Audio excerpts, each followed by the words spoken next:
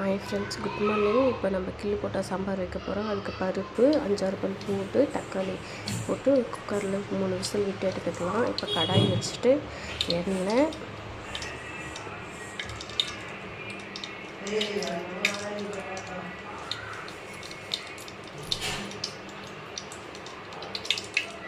எண்ணெய் காஞ்சதும் கடுகு சீரகம் போட்டுக்கலாம்.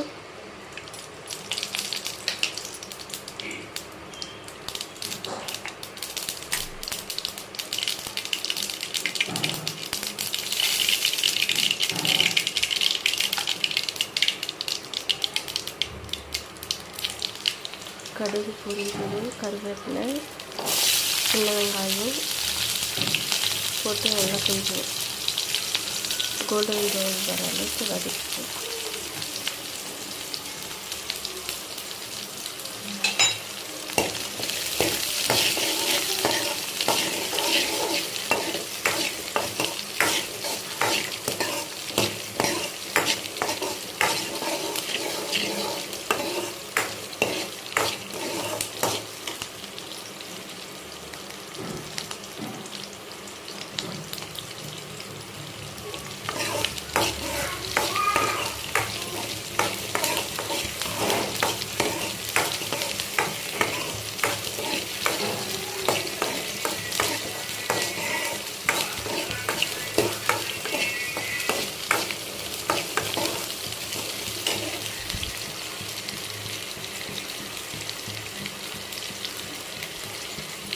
இப்போ பெருங்காயம் கொஞ்சம்,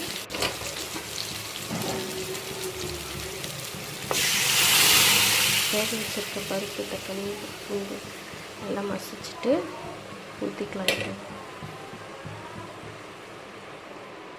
இதில் 1 ஸ்பூன் சாம்பார் தூள் நான் சேர்த்துருக்கேன். உங்களுக்கு தேவையான குழம்பு தூளும் போட்டுக்கலாம் நீங்கள்.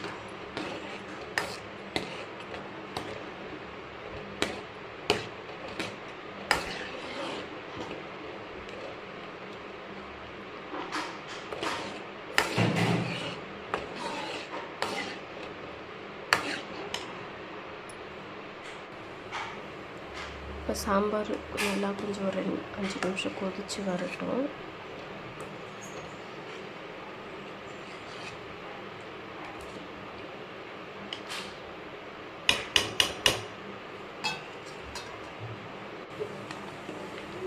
இப்போ நல்லா கொதிச்சிடுச்சு, நம்ம ஆஃப் பண்ணிக்கலாம். பிடிச்சிருந்தால் லைக் பண்ணுங்கள், கமெண்ட் பண்ணுங்கள், மறக்காமல் சப்ஸ்கிரைப் பண்ணிக்கணும்.